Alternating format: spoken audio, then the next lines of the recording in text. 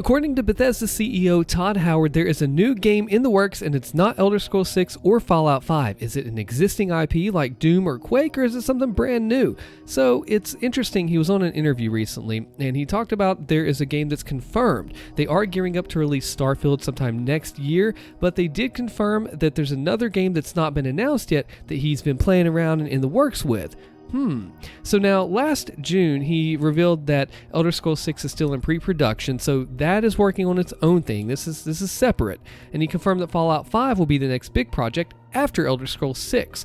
Now this might be years away, but in the meantime they've got something else working, and it's going to be interesting to see the public's reaction to this, because based off of these types of games that he's talked about, what they are going to be. So he spoke with Lex Fridman on the latest episode of his podcast. They're working on a new mobile game. Yes, mobile. Don't you guys just have phones, as a famous line goes. Well, let's see what Todd has to say. He says, quote, "Well, we've done a few things, and we have a new mobile game that we're working on that we haven't announced yet that I am in love with," end quote.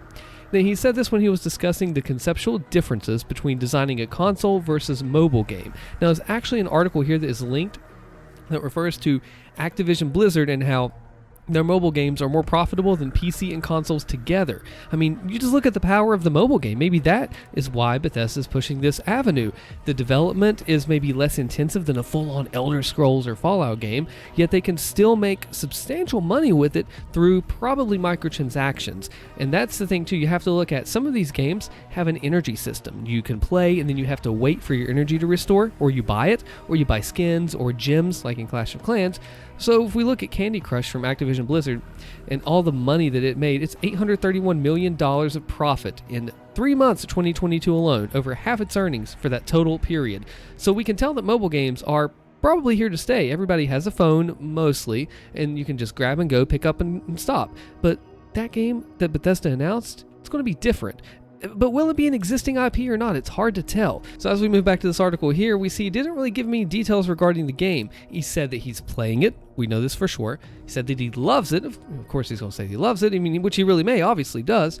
But he said something else about it here in just a second. The only hint that Howard gave away is that it's a more in-depth experience than something that you're meant to just pick up, put down. Because a lot of games, when they're mobile, they're designed for pick up, play it for a few minutes while you're on the go, you're in the restroom, whatever it may be, and you put it back down, you go along your way, right? Well, this one's a little bit different, he says. Now, it says that it's designed to be in-depth rather than Fallout Shelter as an example. He said that, quote, "We have found with our games, particularly Fallout Shelter, people will sit there for an hour or two. They'll just sit there and play it. Large numbers of people will play it for hours a day," he said on the podcast. So they're wanting you to be hooked into it for a longer play period in time, not just pick it up, put it down and go. Get more invested into the game, into the story, into the mechanics, and really get deeper in. The deeper experience in a shallow one. This could also, monetization wise, mean microtransactions are at the forefront. If you want to play for this long time like you're supposed to, they maybe want to make you want to pay in ways. I don't know this for sure. This is purely speculation based off of what I know about games. I've been playing them for 30 years now, and let's just see what else they say. Now, this is actually the third attempt at the mobile gaming market that Bethesda's done. They've had this, and then Fallout Shelter, and then another game called Elder Scrolls Blades in 2020. If you remember, a couple years ago, it didn't do too great overall, and it just kind of got bombed down. Well, maybe not bombed down, but they're both considered successes.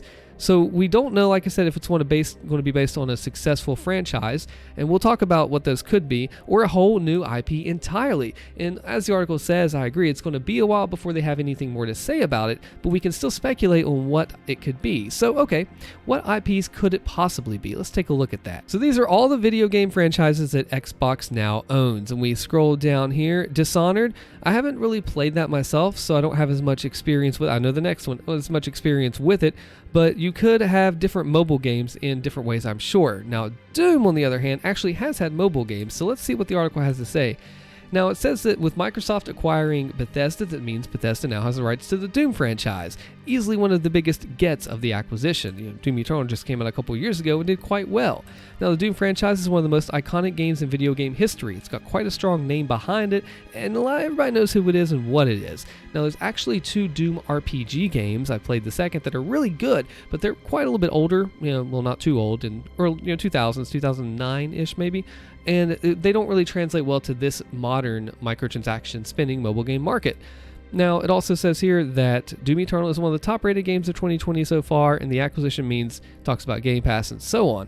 So they could maybe remake the style of the Doom RPGs that were turn-based and put this into more of a live-action Doom RPG, which will be really interesting to see. Don't know if they'll do that, but it is possible. Of course, Fallout is a huge series. Fallout 76 didn't really have the greatest reception that they had hoped for, but this game goes back into older times to where it's not just a modern 3D over the top with any of those perspectives. It is its own thing. So yeah, you could definitely take one of their most valuable franchises and port it on over to mobile again. They already tried it before recently, so I don't know if that means they're going to do it again, but the opportunity is there because it's a Fallout game and it's Bethesda. They're going to want to do stuff with it, right?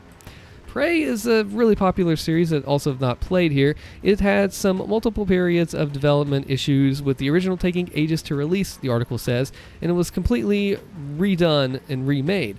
Now, I don't think this is one of the biggest heavy hitters that they would have that they could use. It's possible, I don't know, but we can see. Now, the next one, though, very curious. Quake, of course, is a little bit smaller than Doom as far as modern popularity goes, but of course with Microsoft and the acquisition, we do have Quake as an option, and it too would be a first-person shooter way to go because there isn't a new Quake yet. There could be one announced in the future from id Software. We don't know yet.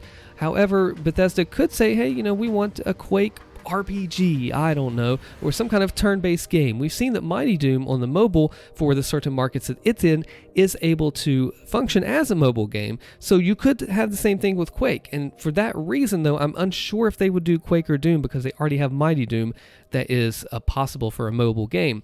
For some reason, it's just not been released worldwide over, 2 years now.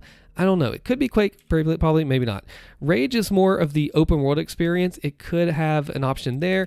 Don't really know if it would be Rage. I've not played the games myself, but from what I can tell, it's open world, Doom references, action, drive around a lot. But jokes aside, I don't think it would be Rage. At this point, I'm leaning toward maybe their own IP, but we're still not done with looking at everything yet.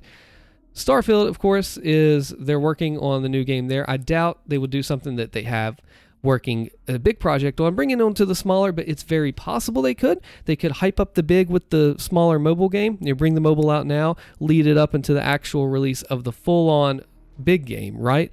Don't know if they'll necessarily do that. It is possible, not probable.